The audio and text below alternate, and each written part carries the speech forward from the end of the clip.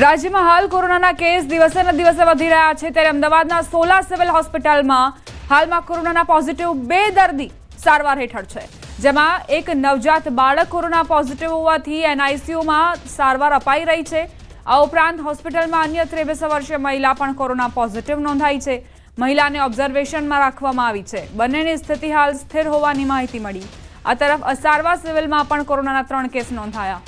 8 મહિનાની બાળકીનો case positive આવ્યો। બાળકીને ઘણી બધી જુદી જુદી કોમોર્બિડિટીઝ અન્ય બીમારીની સારવાર લેવા આવેલી બાળકીનો રિપોર્ટ કરાવાતા તે પોઝિટિવ આવી।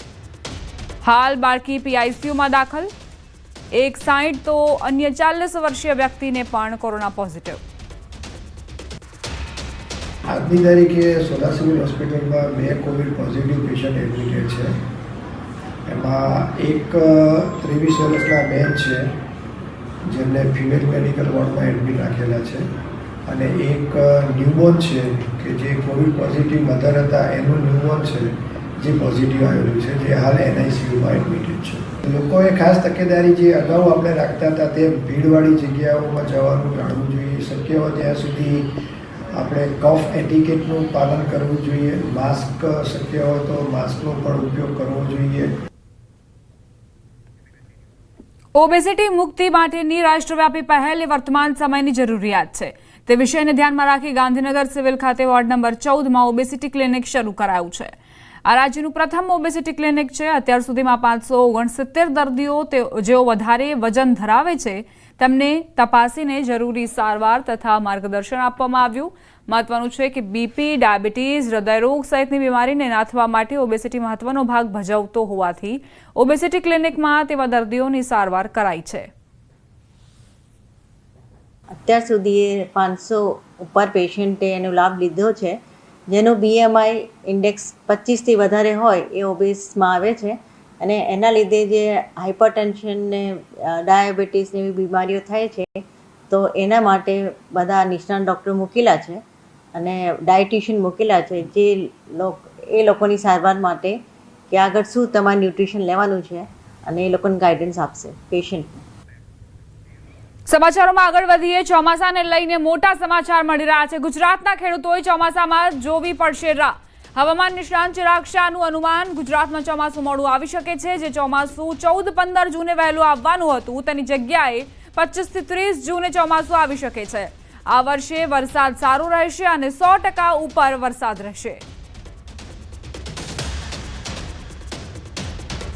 એની સામે હવે આવનારું ચોમાસું છે એ લગભગ આપણે 25 થી 30 જૂનની વચ્ચે જોવા મળશે। એની પાછળનું મુખ્ય કારણ એક જ છે કે અત્યારે જેવી આ 2-3 સિસ્ટમો સક્રિય હતી, જેના કારણે જે ભેજના વાદળો છે ભેજ ખેંચાઈ રહ્યો છે, અને બંગાળની ખાડીમાં જે સતત ડિપ્રેશનમાં જશે, જેના કારણે ગુજરાત તરફના પવનો જે ભેજ છે એ પણ ત્યાં આગળ ખેંચાશે, જેના કારણે ગુજરાત ઉપર થોડી ઘણી ચોમાસામાં અસર પડશે। એવું નથી કે ચોમાસું બગાડવાનું છે, પણ એવું જરૂર કહી શકાય કે જે ચોમાસું વહેલું આવવાનું હતું 14-15 જૂનનું, એની જગ્યાએ આપણે 25 થી 30 જૂનની વચ્ચે આપણને જોવા મળશે। અને આવનારા 7 દિવસોમાં, એટલે હું આજથી વાત કરું કે 30 થી લઈને લગભગ 5 જૂન સુધીમાં આપણને પવનની ગતિમાં વધારો જોવા મળશે, કારણ કે બંગાળની ખાડીમાં જે ડિપ્રેશન સક્રિય બન્યું છે, જેના કારણે પવનોની ગતિ વધશે।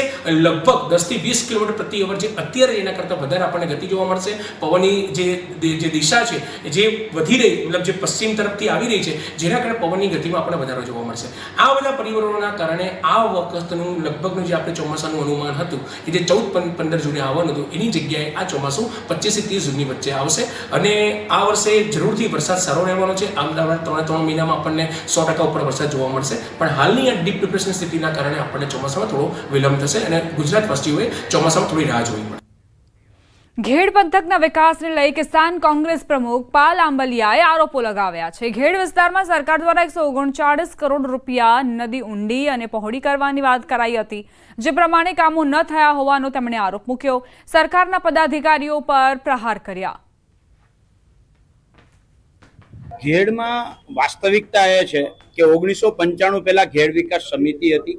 આ સમિતિના માધ્યમથી દર વર્ષે નદીઓ ઊંડી પોડી થતી, જાડી જાખરા સાફ થતા, ત્યાં સુધી કે શિયાળુ પાકમાં ચણાનું જે વાવેતર ખેડૂત કરતા એમાં હેલિકોપ્ટરથી સરકાર દવાનો છંટકાવ કરી આપતી। આટલું ઘેડનું ધ્યાન રાખવામાં આવતું, અને એ 35 થી 40 હજાર હેક્ટર પૂરતું જ ઘેડ હતું। 1995 પછી ઘેડમાં કોઈ પણ સરકારોએ ધ્યાન ના દીધું। ઘેડ વિકાસ સમિતિને માત્ર કાગળ ઉપર કરી નાખી। બે વિધાનસભા બેઠક પર પેટા ચૂંટણી કોંગ્રેસ સોમવારે ઉમેદવાર જાહેર કરશે. સોમવારે બપોરે 2 વાગ્યા પહેલા ઉમેદવારના નામ કોંગ્રેસ જાહેર કરશે. બે વિધાનસભા બેઠક પર પેટા ચૂંટણી યોજાવાની છે અને બંને બેઠક પર કોંગ્રેસે પોતાની મજબૂત સ્થિતિ હોવાનો પહેલેથી જ દાવો કર્યો છે. કોંગ્રેસ સોમવારે ઉમેદવારોની નામની જાહેરાત કરશે. જોકે ઘણા નામો રેસમાં છે. હવે કોની ઉપર કોંગ્રેસ પસંદગીનો કળશ ઢોળશે તે મહત્વનું બની રહેશે. કડી અને વિસાવદર બેઠક બંને બેઠક પર કોંગ્રેસ કબજો જમાવવા માટે એડી ચોટીનો પ્રયત્ન કરી રહી છે. શક્તિસિંહ ગોહિલ પણ પહેલેથી જ કહી ચૂક્યા છે કે બંને બેઠક કોંગ્રેસ જીતવાની છે. હવે આ બંને બેઠક પર કયા એવા મજબૂત ઉમેદવારો કોંગ્રેસ ઉતારશે તેના પર સૌ કોઈની નજર. સોમવારનો એ દિવસ જ્યારે બપોરે 2 વાગ્યા પહેલા કોંગ્રેસ પોતાના નામોની જાહેરાત કરી દેશે. સમાચાર સુરતથી. સુરતના હીરા મંદિરના ભરડા વચ્ચે રત્ન કલાકારોના આપઘાતના બનાવો યથાવત છે. વધુ એક રત્ન કલાકારે મંદિરથી કંટાળી આપઘાત કર્યો. કામરેજના દેરોદ ગામે 45 વર્ષીય રત્ન કલાકાર કપિલભાઈ મનુભાઈ નિમાવતે મંદિરથી કંટાળી ઝેર પીને પોતાનું જીવન ટૂંકાવ્યું છે.